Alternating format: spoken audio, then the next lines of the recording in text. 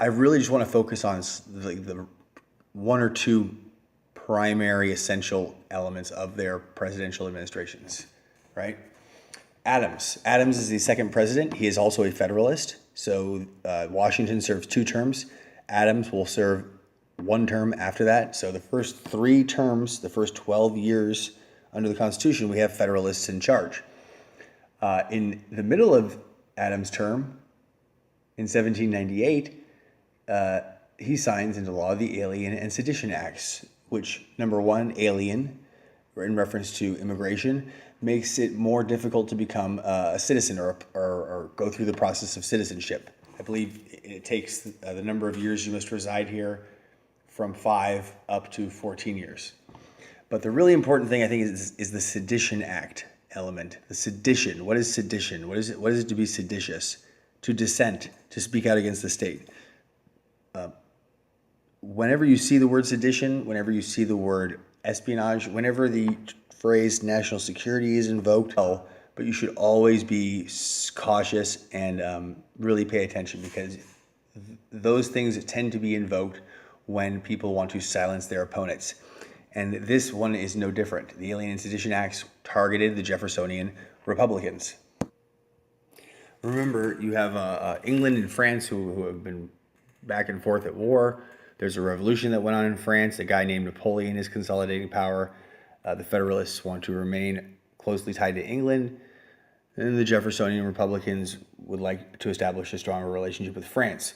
So this is not just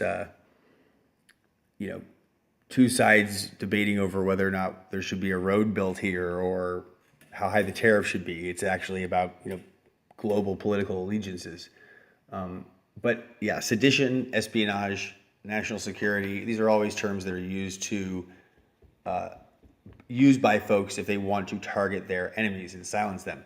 And in the Alien and Sedition Act, it is no different. And it's really the first, under the Constitution, the first substantial piece of legislation passed which does something like that. So that's why it's important, I think. And Eric Foner does too. That's why he included it in the book. Also, Adams only serves 1 term as president and loses a bid for a 2nd term to Thomas Jefferson.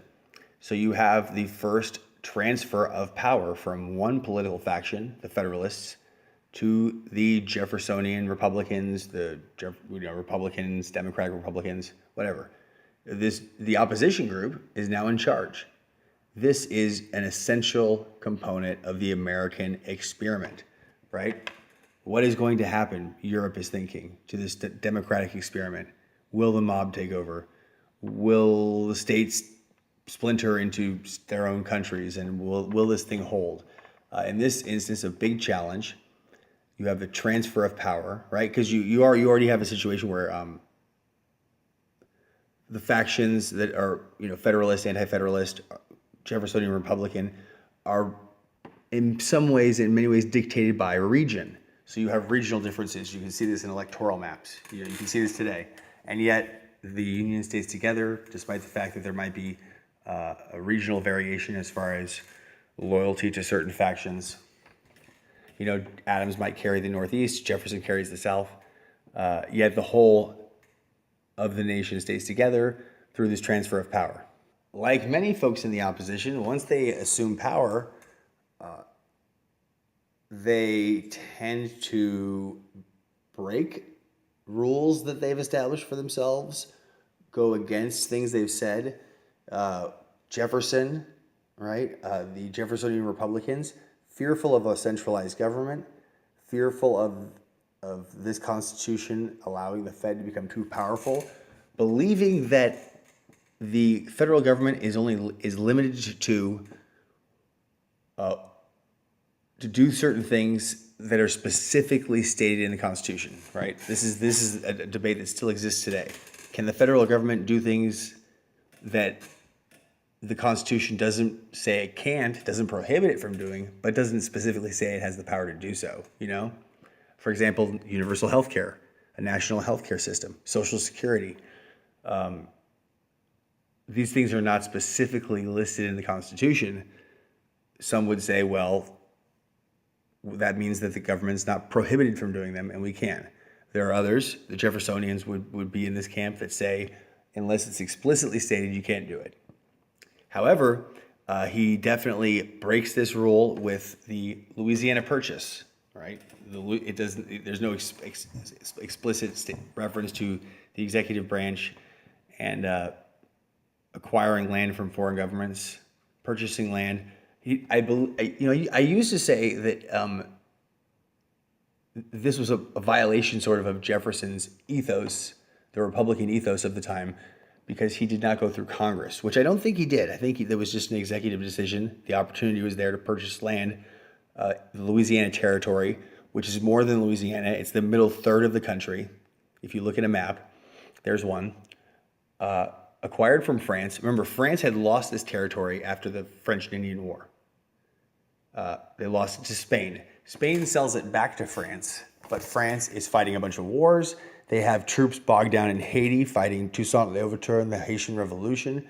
They need money, and so they sell this middle portion. I believe Jefferson had gone into a negotiation with France, thinking he would just buy enough territory to have access to the Mississippi River, right, for trade. They offered to sell him the entire Louisiana Territory, stretching from the Great Lakes all the way to New Orleans and the Gulf, for $15 million, the middle third of this country. It is one of the best real estate deals in human history. Jefferson takes it. So not only does he act as president in a way that's not specifically stated in the Constitution, but he also, I don't think, goes through Congress. So that's a robust, proactive, executive decision in the centralized government made by somebody who allegedly opposed such robust, centralized government. So, and the other thing is something that Jefferson does not necessarily do, but the Chief Justice of the Supreme Court does. The concept of judicial review, which is not explicitly laid out in the Constitution. This third branch of government, the Supreme Court, is there. There's this idea of checks and balances, where these three branches check each other. James Marshall, who is the Chief Justice, he is not the first Chief Justice, but he is the Chief Justice during Jefferson's administration. He's really going to usher in this concept of judicial review, how the Supreme Court functions. Right? Laws are passed by Congress, signed by the president. What is the Supreme Court? How do they check the power of those two groups? Well, they look at this law that was just passed, they hold it up to the Constitution, and as professional jurists, as professional legal experts, they decide whether or not the law that was just passed adheres to the Constitution and can be kept, or violates it and must be thrown out. So that's called judicial review. The two cases are Marbury versus Madison in 1803, and then Fletcher v. Peck in 1810, which is judicial review, but it asserts the Supreme Court's authority to review at the state level, not just the federal level.